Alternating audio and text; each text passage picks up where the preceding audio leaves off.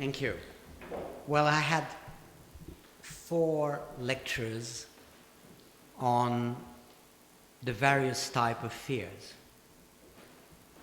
Western fears, Asian fears, Middle Eastern fears, African fears.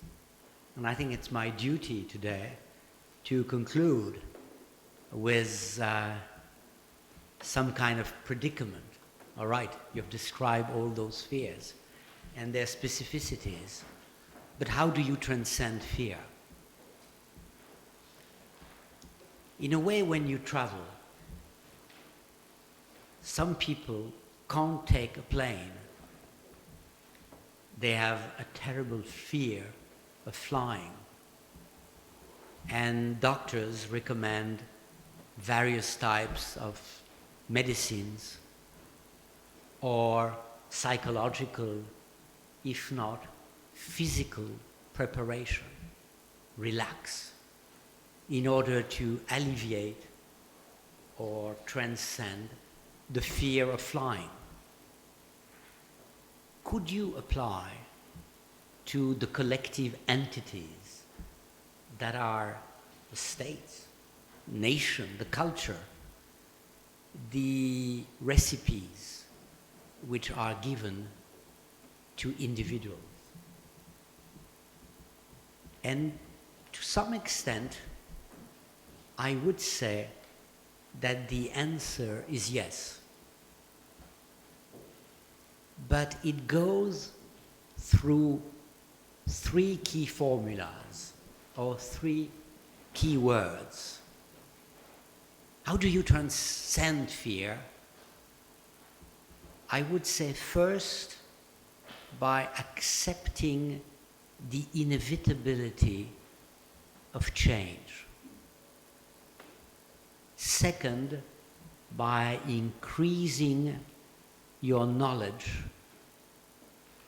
of the other, of the world you live in. And third, collective confidence will be a result of the right leadership. So, transcending the status quo, knowing the other, having the right leader. Let's start with the first concept.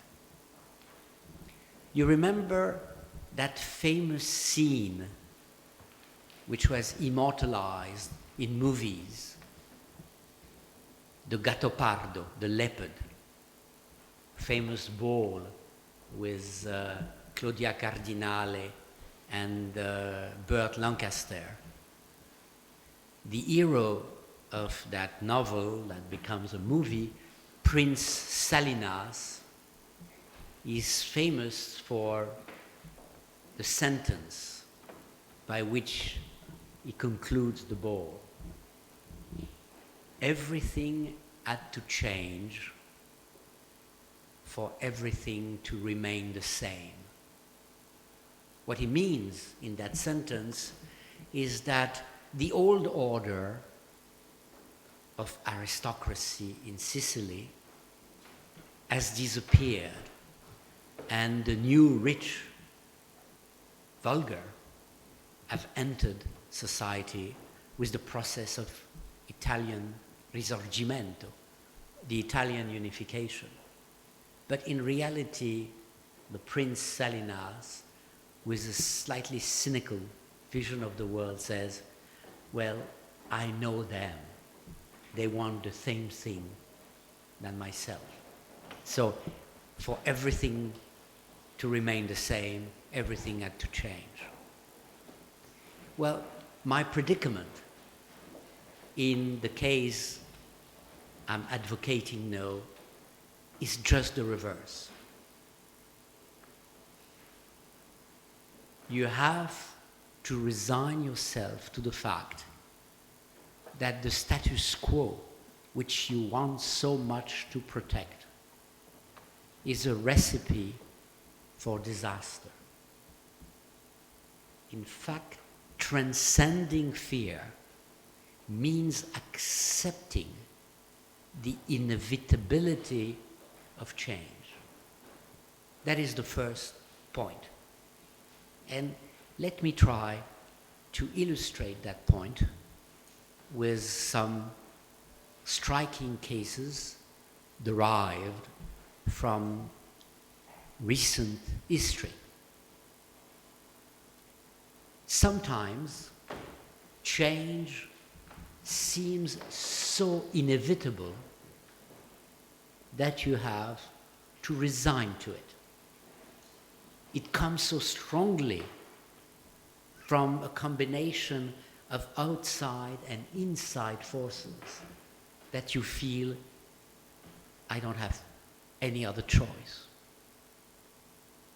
The case I have in point is, of course, the end of apartheid in South Africa. De Klerk rightly sensed that if there is to be a future for the white community in South Africa, it must not only end the apartheid, but relinquish power in a democratic manner to the majority of South African citizens, which happen to be black. So by a mathematical process, the status quo will be overturned and a new situation will come in. But of course, in order to get to that point, you need my third criteria, which is the right leadership, which is a miracle. You needed the combination of de Klerk and Mandela to be able to transcend the status quo and not to be blocked by fear. The exact opposite example of that is, of course, the situation in the Middle East. It is likely, at least this is my feeling, that a Palestinian state is, in the long run,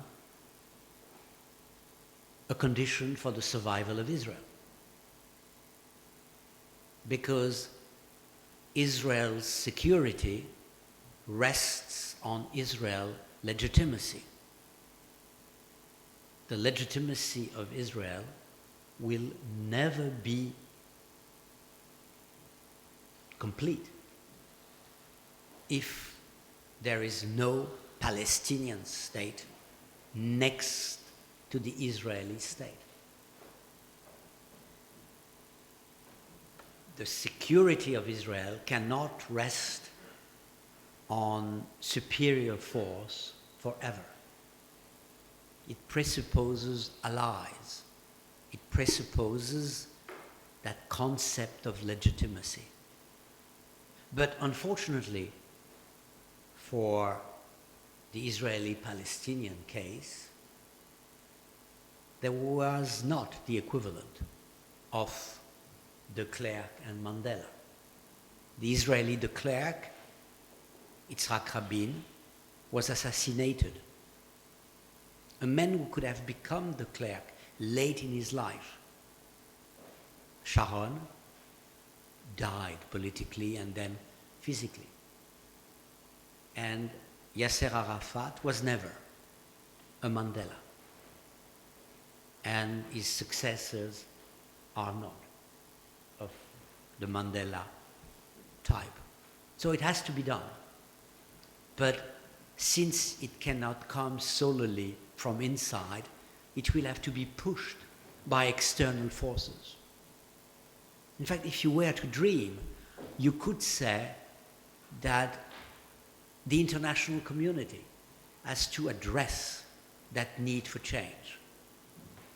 I was at some point dreaming that the Middle East would be for China what the war between Russia and Japan was for the United States in 1905 in the San Francisco Conference. Of course, I'm realistic enough and perfectly aware of the fact that the last thing the Chinese want would be to be in the front row in charge of that dossier. But within the context of an international conference, what seems totally impossible in 2014 might become irresistible in 2024 before it becomes too late. This inevitability of accepting the end of the status quo can be analyzed at all levels of the planet. For China and India, the two rising powers, they can't accept the situation as it exists today without integrating the need for the rule of law and the need to reduce the inequalities that exist among their citizens.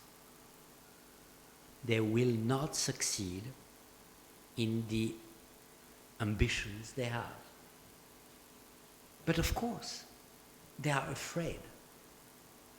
The status quo, like for Israel, which I just mentioned, is so comfortable for the elites.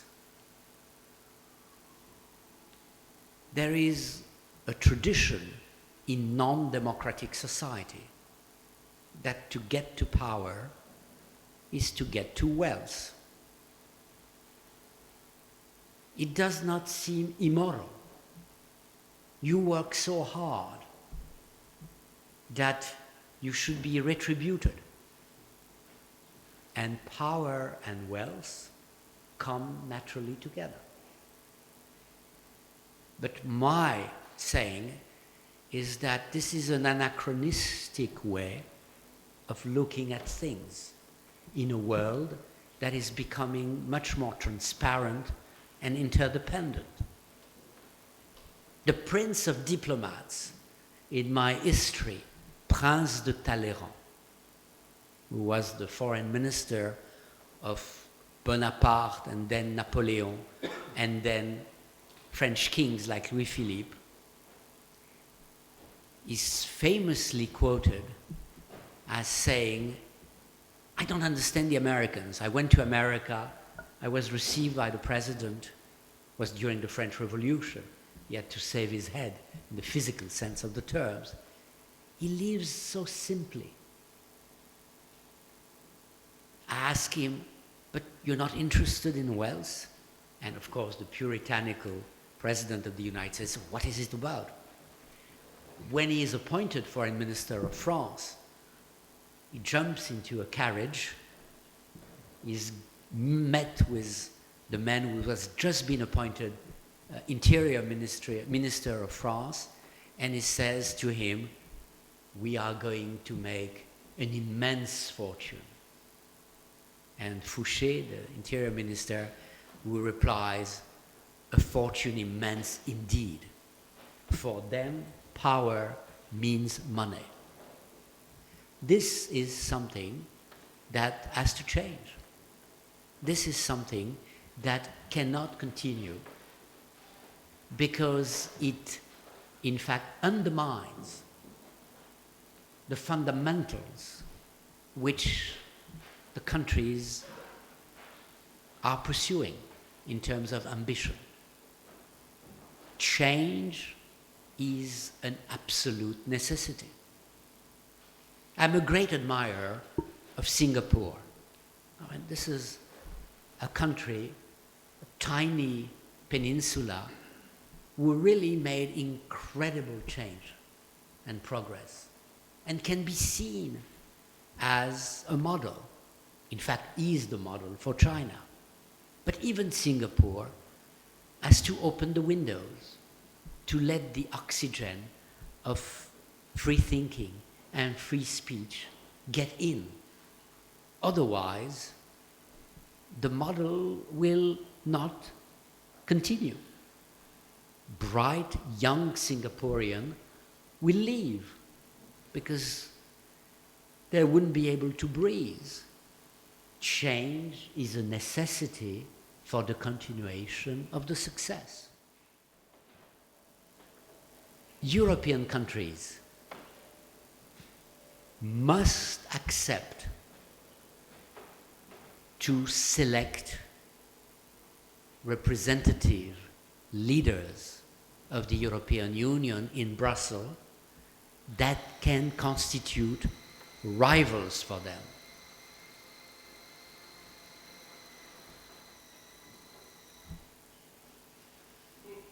That was the answer of Berlin, London, and Paris to my proposal. Sabotage immediately. And that's fundamental.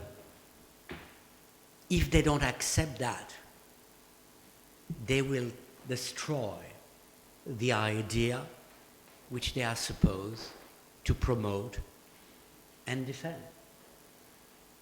I realize that using that argument in London is some kind of Gallic provocation, but I take the risk. We've promised bodyguards at the end of the session.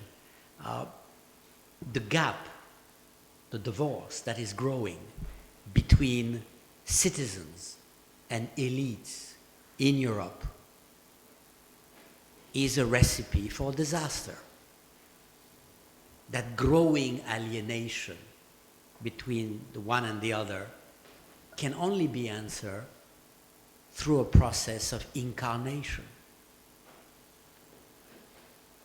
But are we willing to accept change? The answer right now is probably just the opposite. What means accepting change for America? I would say change for America means a combination of greater modesty and greater ambition. Modesty in its relationship with the world. America remains unique, number one power. But America is no longer what it used to be. Accepting the inevitability of a multipolar world is the most difficult thing for Americans. They were brought with the idea of their exceptionalism. And it is that exceptionalism that pushed them to play a unique role in the world. But if Americans are told that they are no longer exceptional, will they continue to be universalists? And the second thing is ambition. The ambition to redress, to reform the system at home, which has been growingly dysfunctional. And you could multiply that long list of examples. Nothing of all the fears I have described in my series this year, the most dangerous fear is probably the fear of change. And the fear of change is everywhere. In my country, France, there's the fear of changing the protective system, though we know that system no longer works. There would be a need to reform dramatically the education system. But how do you transcend the stubborn conservatism, lobbying negative factors? Very, very difficult. And there's another fear, which is the fear of failing, the fear of failure. You see that in the Arab world, in particular after the Arab revolutions with an S. Because so far, with the possible exception of Tunisia,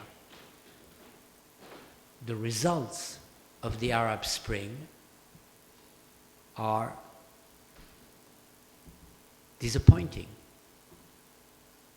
The young Egyptian students that were on Tahrir Square have a feeling that their revolution was stolen from them. First by the Islamists when they took power, second by the army when they removed the Islamists from power. And what is more dangerous is the sense that by the end of the day we cannot succeed. And I would venture to say that what's happening between Russia and Ukraine today can be understood along the categories I've just mentioned. To what an extent is Putin offensive or defensive? It's both. From a defensive standpoint, you would say democracy in Kiev, revolution against corruption in Ukraine is a fundamental threat to the Russian regime and to myself and the oligarchs that surround me. Because in terms of corruption, you could speak of a game of competitive decadence between Ukraine and Russia. Maybe the Ukrainians were even more successful. I think they were less discreet. But in Decoration Journal in Italy, you can see the interior of Putin's dacha. It's not poor. It's neoclassical vulgarity because there's so much gold that at some point you can't, a proper gentleman would not have done so much thinking that less is more.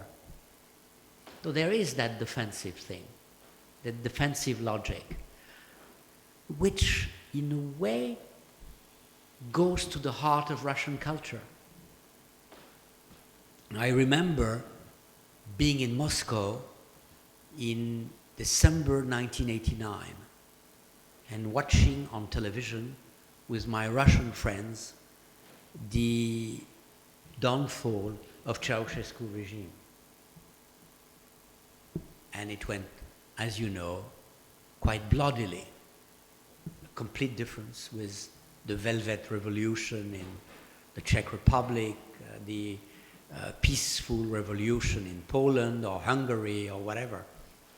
And my Russian friends, they were partly right, partly wrong, told me with what I would call a dark narcissism. In Russia, it will go like in Romania. We don't know how to do it like the Czech or the Poles. There is that sense that if you don't control fully the situation, it won't work. So of course it's more than that. The Putin thinking is much more complex, or much simpler. He wants power, wants to keep power, is sure that his popularity is declining, and he has to play the nationalistic card so that Russian middle class will not worry so much of having less to spend at the end of the month, and will be pleased by the strength of the return of Russia. Russia is back in the world. So the first point, and I will stop here because I think I've been much too long on that first point, but I think it is fundamental. transcending fear means accepting the inevitability of change and resigning yourself to the end of the status quo. All the more so that we are living in one of the most revolutionary period of world history. Scientists speak of the computer era as the third key revolution. Sumer, the civilization, Sumerian civilization, invented writing. Gutenberg invented printing. We are going through the third revolution of that scope, through the information revolution. There are so many good reasons to be optimistic.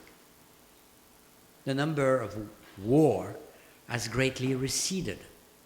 The number of democracies has greatly augmented. The number of people living longer has multiplied in an incredible way.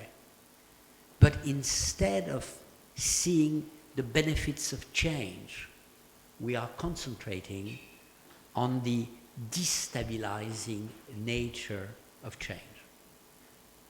And that leads me to my second point. Transcending fear means knowledge. The best tool of intolerance is ignorance. In fact, ignorance leads to intolerance. The less you know, the more you suspect. The ability to grasp the culture of the other is one of the best tools to transcend fear. In fact, it's a sense of respect for the other and for yourself. We live in a totally interdependent world. Because this is the case, because this is going to remain the case, we have to do our utmost to understand the nature of the other, the specificity of the other. It should be compulsory. Westerners that deal with China or deal with Japan should learn about the fundamentals of China and Japan, the way Chinese and Japanese have in fact learned about the fundamentals of the West. And I speak to the Asian in this room, you know us much better than we know you. Because the West has dominated the world for so many centuries. First the European West, then the American West. And you learn about us in order to be able to compete with us. But now that you succeeded, we have to learn about you. We have to grasp the fact that we have lost the monopoly for models. There is as much we can learn from you that there is you can learn from us. But we have to learn the right thing from each other. And that is the second condition to transcend fear, knowledge. I think the third condition that is necessary if we want the first two conditions to work is, of course, leadership. And leadership has gone wrong, in particular in the democratic world. Why is it so? there are many reasons for the mediocratization of our political elites. I think on the one hand, there is the vetocracy, which Francis Fukuyama speaks about. If you are the President of the United States, you must realize that by the end of the day, you have much more limited power than you think you have. And to want to come to power when you can do something else, the cost is becoming too high and the rewards are sometimes too low. But I think, and I speak for my country, and unfortunately for Great Britain, for quite some time, we have not seen the right leadership. If I were to summarize what's wrong with that leadership, why by the end of the day it has encouraged fear and not reduced fear, it has been a leadership based on what I would call populist demagogy, when what was needed was exigent pedagogy. What I mean by that is that precisely because the world has become so complex, leaders have a responsibility to explain, to put the situation on the table in a way that is so clear that by the end of the day, it does not allow for conspiracy theory interpretation, false reassurance, or doomsday scenario. This is what pedagogy is about. The best way to transcend fear is through the enlightened pedagogy of responsible leaders.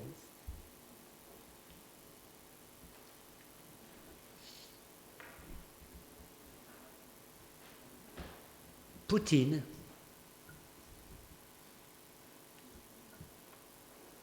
if I were at that point to make an earlier prediction, will enter history books as the man who regained Crimea and lost Ukraine. A man who served his own interest and played against the national interest of his country. He's not a model, he's an anti-model. He plays on the fears of its citizens for his own goals. I don't know what the Chinese president Xi Jinping is going to be. It's too early to say. People around him that are very positive compare him with Deng Xiaoping. He has to prove himself. To be a new Deng Xiaoping would be a great feast if he was to. I have some hesitations. I think Deng Xiaoping was quite exceptional. And unfortunately, one may not see the repetition of such a daring vision. Deng Xiaoping was Deng Xiaoping because he suffered a great deal. And he came to power quite late with a very mature mind, based on suffering. I would say Xi Jinping did not suffer at all. He was born with a golden spoon in his mouth. So he may not have that vision. Let me try. I've been speaking for long. Let me try to summarize and to conclude so as to give time to questions. The rule in this class is that I should stop after 45 minutes. I've spoken more than that. I apologize. But if you give me 5 more minutes, doesn't have the choice anyway. That's called democratic centralism. The point I want to make is as follows. We live in a multipolar world, probably for the first time in the history of humanity in that sense. The world today is slowly becoming what Europe was from the 17th to the 20th century, early 20th century, before World War I. Of course, there were moments in European history when there was a problem. France was the European problem from 1648 till 1815, the Battle of Waterloo.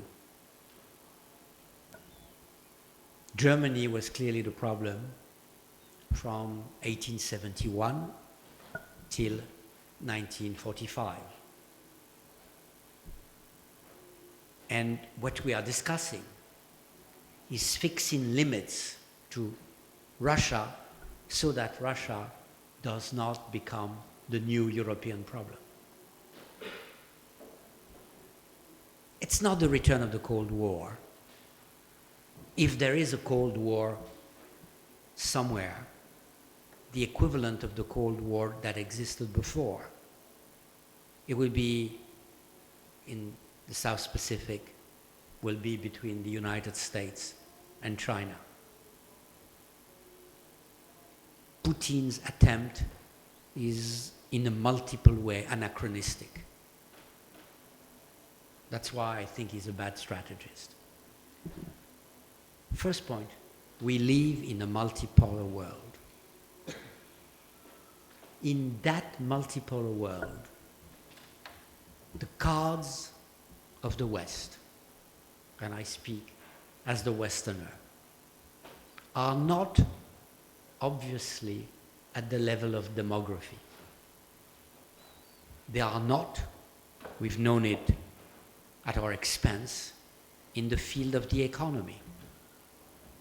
To a large extent, the Chinese have been much better at ruling their economy than the West was in the last 5, 6, 7 years.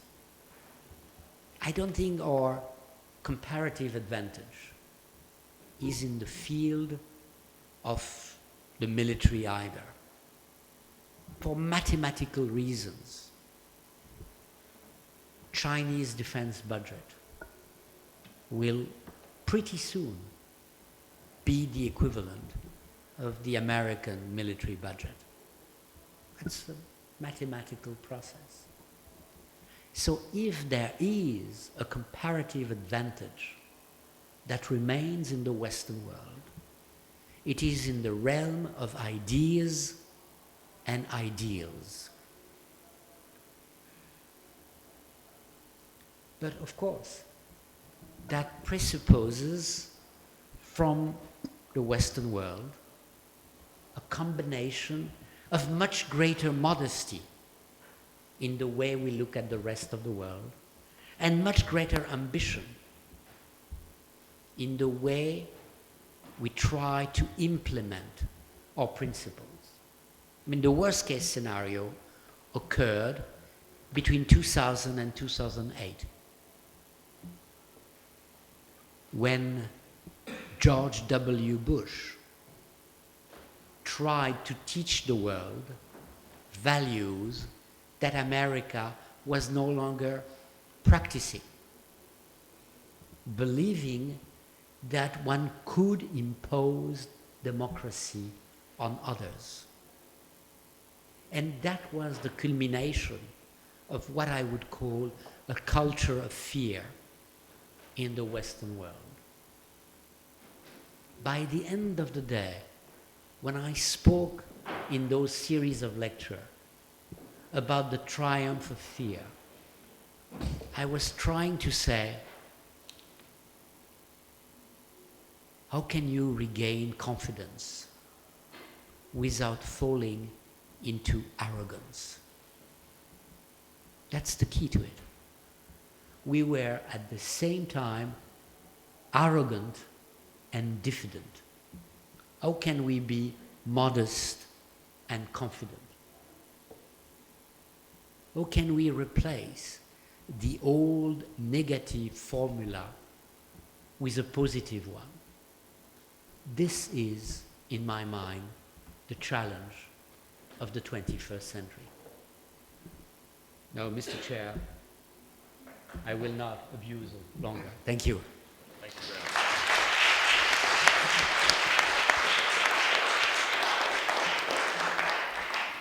Well, thank you for an exceptionally provoking and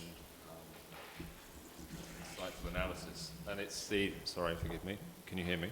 Yeah. Your opportunity now to ask any questions that you may have. Yes. My name is John Burgess. Sir, it's been a privilege to be here this evening to witness your eloquent review and commentary in the way you've done. So many, many thanks. I sometimes act as a coach and work with teams of groups of people to explore how they might want to do. Thank you. I sometimes act as a coach and work with teams to consider change opportunities they may have. And in that context, along the way, one of the things that I've come to realize for myself is that change is a complex process. And one of the things I learned from a tutor in the course of my studies and application is that we sometimes benefit from thinking about what needs to change before the change. And I know that sounds a little odd, but maybe not. And if there's any merit in that approach, that thinking, that changing the context before something individual changes, if there's any merit in that commentary or that view or that approach that you might share with, I wonder if you could give us a flavour of what areas those changes, those preliminary changes might be in principle in the context of your discussion this evening.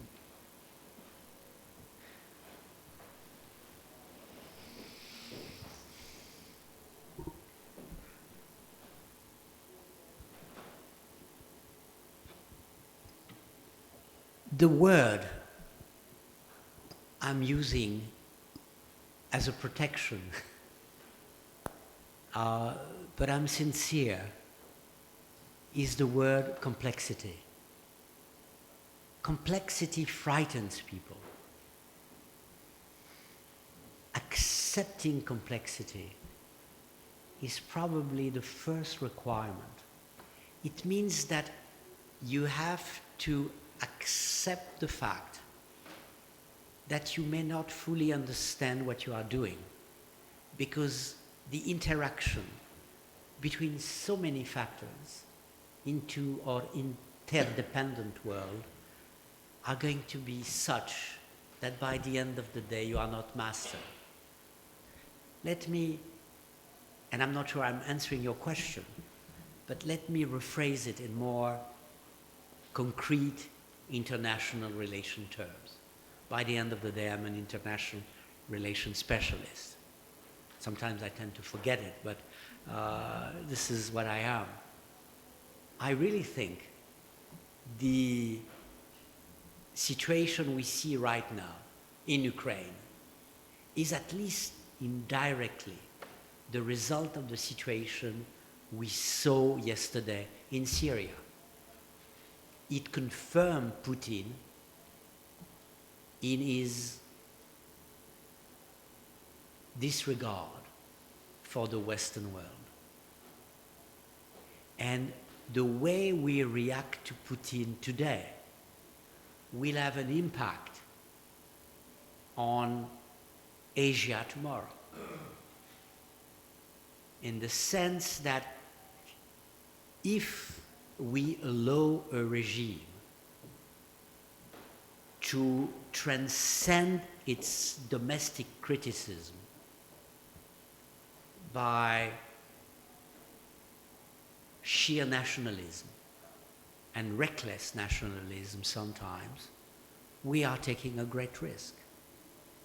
I mean, we have to set up limits within a world that is, by definition today, totally interdependent and therefore deeply complex, with no precedent. Because in what happens today, you see bits, parts of previous occurrences. I come back to Ukraine because I have been spending my day with that issue. Of course, you can say Georgia was a preparation for Ukraine. You can say, well, Russians are acting today like the Soviet Union in '68 when they went into Czechoslovakia. Or you can say it's the Balkans all over again. Or you can even, in some more darker scenario, say, well, Kiev 2014, maybe Sarajevo 1914. But none of this explanation is right, because it's something new, which is totally different. Because Europe is no longer the center of the world, because Russia is not the Soviet Union, because the Asian world has the atomic bomb, but has not been thinking about deterrence the way the Western world did. So how do you introduce those layers of complexity in saying we need change? And I think it can be done by, again, I repeat, pedagogy. I remember, my model in that sense are figures like Franklin Delano Roosevelt. 1938, 75% of Americans were against war. In 1941, before Pearl Harbor, 65% of Americans were convinced that war was inevitable. In between those dates, there was, of course, the war in Europe, but there were those weekly programs on radio, which is much more effective than television, of Franklin Roosevelt, preparing the American people for the inevitability of war. That's what leadership is about. Telling the truth, explaining rigorously what it is all about. Thank you.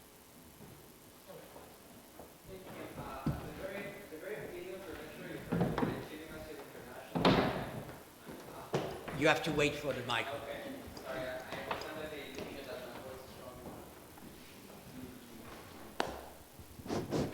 Great, thank you. So at the very beginning of your lecture, you referred to legitimacy of international law, and I don't want to underestimate your argument. I understand the main argument is about fear, but I was wondering if you could tell us a few more things about your notion of legitimacy of international law. First of all, I'm assuming that you meant it literally, i.e., legitimacy in contrast to legality, right? I mean, legality of law wouldn't make much sense anyway.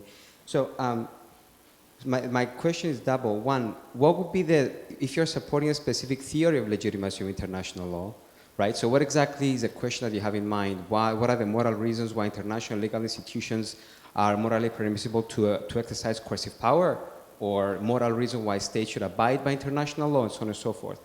And the second question is, what are the specific reasons because of which you believe that international law is legitimate? Is it, for example, that, I don't know, a reliance on the UN Charter that international law is going to lead us to peace, or is it because you believe that international law does a better job than states in protecting the realization of basic human rights? So these are the two questions that I wanted to ask. What is your theory of legitimacy, and what are the specific reasons why you think international law is legitimate? Thank you. Well, if you give me 2 hours, I try to answer your question. To go to the essence of it. In the 90s, we see the emergence of a divorce between the concept of legitimacy and the concept of legality. You have the duty to protect, the duty to intervene that is created after the massacres in Rwanda and after the terrible bloodshed in the Balkans. And people say, it's very popular, by the end of the day, if it's legitimate, it's much more important than if it is legal. So you see some interventions that are probably illegal, but that seem legitimate. And then, of course, this interventionism, enthusiasm, based a little bit on a sense of guilt. Guilt for the very recent past. You intervene in Bosnia because you did not intervene in Rwanda, or based on a distant, relatively distant past. I remember very well, I'm in Washington with one of the key exponents and key actors in the State Department. And he says to me, well, we are going to intervene. And I'll tell you why. Because my folks in California don't want to see Europeans forced into trains in Europe. And one of the prime movers of US intervention in the Balkans might have been the Schindler List, the movie by Spielberg, which played the reinforcing card after that sense of guilt after Rwanda and other things. Then came, of course, Iraq. And Iraq, which was fought on false pretense, reversed completely the enthusiasm. Suddenly we realize maybe legitimacy is a dangerous concept because it's based on selective emotions. Maybe we should return to legality, even if there is a danger into it. And I think we are on a third phase. The enthusiasm for pure legitimacy has disappeared. The extreme prudence of pure legality has been slightly overthrown by the multiplication of massacre, which again have taken place again. I mean, let's apply your categories to the situation in Ukraine.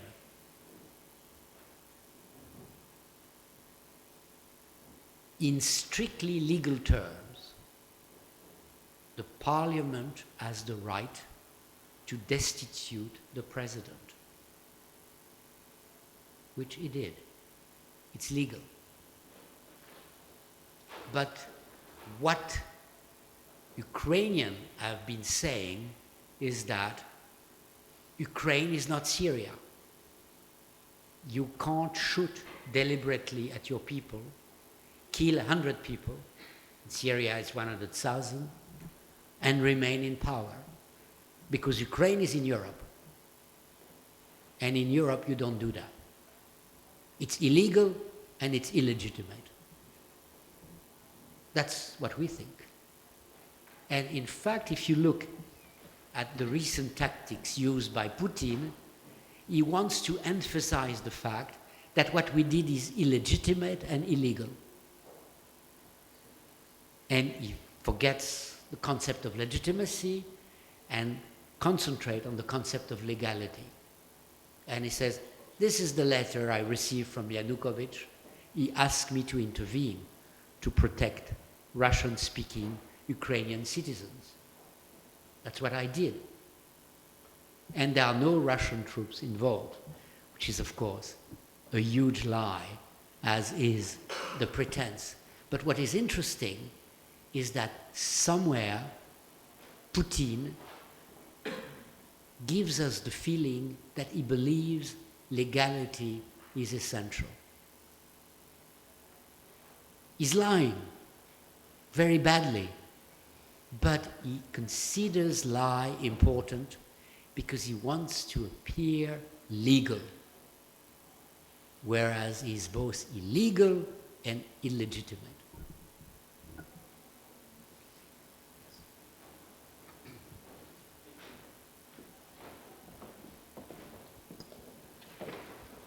Hello, good evening, everybody.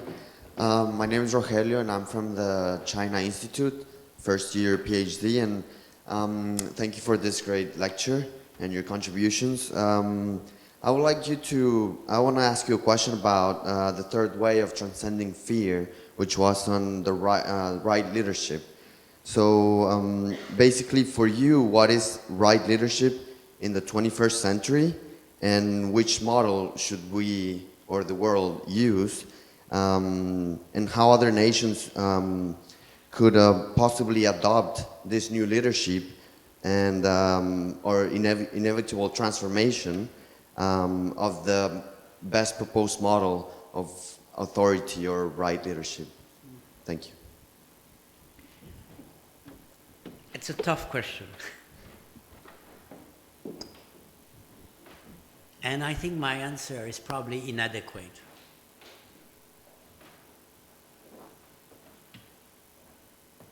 When I think of leadership, I mean, I have one picture, and one picture only, that follows me in all my offices. In fact, I have two. One is very classical, it's Churchill. And the other is slightly more original, is Thomas More. And in a way, they complement each other. I've used Thomas More in all my professional life to resist pressure from power. I would turn towards the portrait of Thomas More, painted by Holbein, of course a reproduction, and said, I would love to do what you ask me to do, but I can't because Sir Thomas would be very disappointed. That's moral leadership. And then there is the other portrait, Churchill. And I love Churchill. I may not have been born without him. And what I like in him is the ability to say no when everybody says yes, which means the ability to resist the obvious, the ability to define by yourself your own vision of what is right and what is wrong. And of course, without Hitler, Churchill would have remained in the eyes of history as a rather crazy, eccentric British aristocrat who was wrong on so many things. But Hitler made him become what he became, because he understood immediately what it was all about, said it, and magnified the British people. So, but I realize that this is an old-fashioned vision of leadership. My students would say, well, one can see you were born nearly 68 years ago. You're completely anachronistic. You're Well, I just pretend I'm an 18th century man, so by mentioning Churchill, I feel quite a modernist. I think the two quality I need from a leader is precisely that combination of charisma. You need charisma. The more complex the world is, the less you will accept grey people. You need flamboyant people, animated with a sense of ethics. And that is a rare combination. And people with a sense, I repeat and I'm sorry, who are professors somewhere. And Obama, interestingly enough, is not that at all.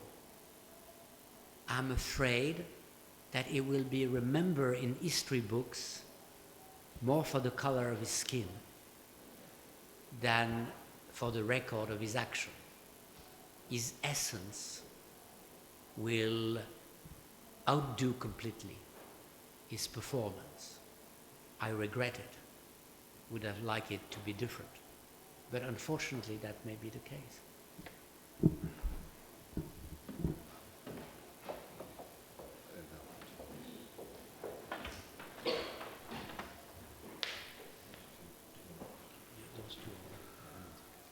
As a follow-up to that question, I'd be actually very interested, if you look at Western democracies, how do we get these leaders? So do we have to change our democracy somehow? And what I also find interesting, you talked about change, and I think it applies to every single person as well. So as people are fearful of the future, they're more likely to vote for somebody who promised them something. So they're restricted there. But it's quite hard for people to transcend their fear and believe in that leader. So I'm just wondering what your stance is. Can we maybe improve something in our democracies? I'm aware of the time. Could we take the other question as well? And then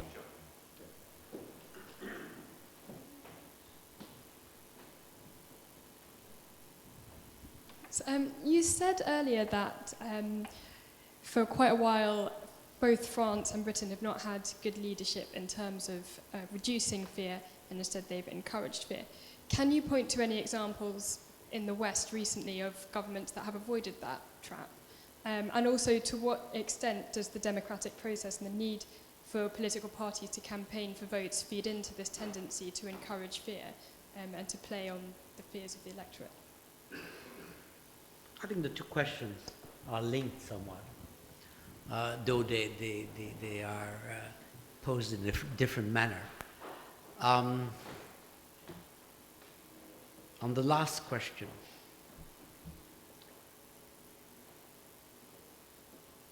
the party of fear has grown in the Western world. The Tea Party in America, the National Front in France, the UKIP in Great Britain, and then so many variations of that. Some of the the darkest one being in Greece, and quite close to the darkest one being in Hungary. Populist parties are playing on fear. They have simple answers to complex questions. And they manipulate fear by looking at scapegoat. And the scapegoat can be outside, Brussels, or inside, immigrants. And in a way, they play on the deep sense of insecurity of citizens. You can't succeed. People are lying to you. I will tell you the truth. the truth is you can't do it with them. You have to divorce. Divorce from the European Union. Cut your divorce from your migrants, divorce from whatever minorities. That has been the tradition. And of course, the rise of the party of fear reminds us of the 1930s. And sometimes I can see a smell of the 1930s in the various European countries.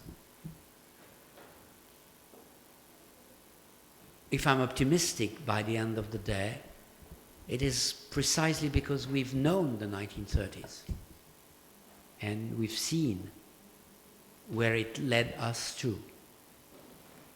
But it's there. And it's deliberately playing on fear.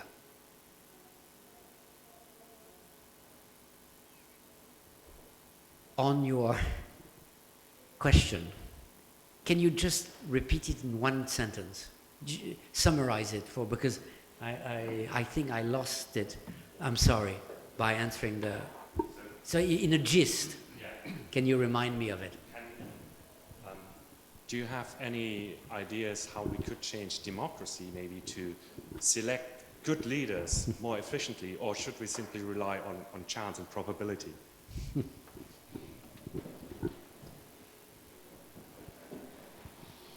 I now realize why I had forgotten the question. Because the answer was too difficult.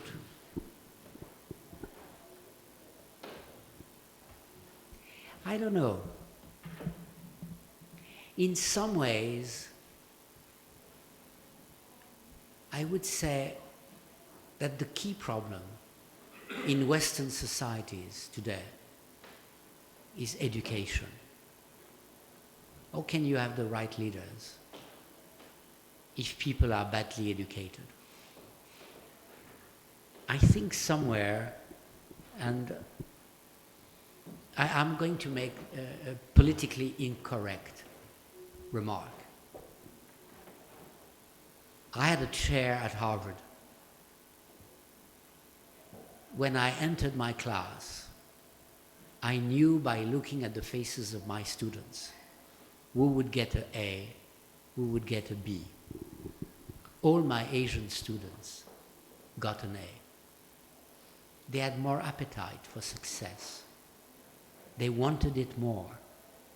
They worked harder. It was more important for them. And I think when you see what's happening in Asia today, as a Western man, I say, well, I have competitive advantages. Nobody dreams of becoming Chinese. A lot of people still dream of becoming American or European.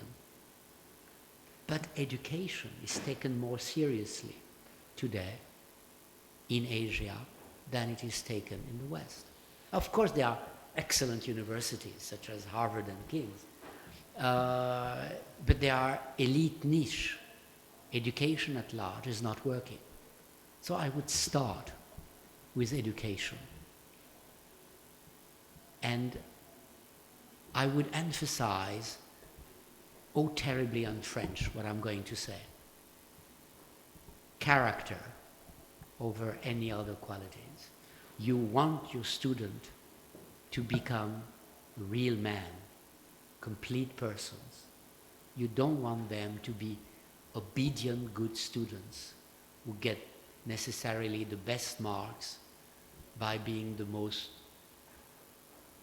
subservient students. You want them to have character. And that's very difficult.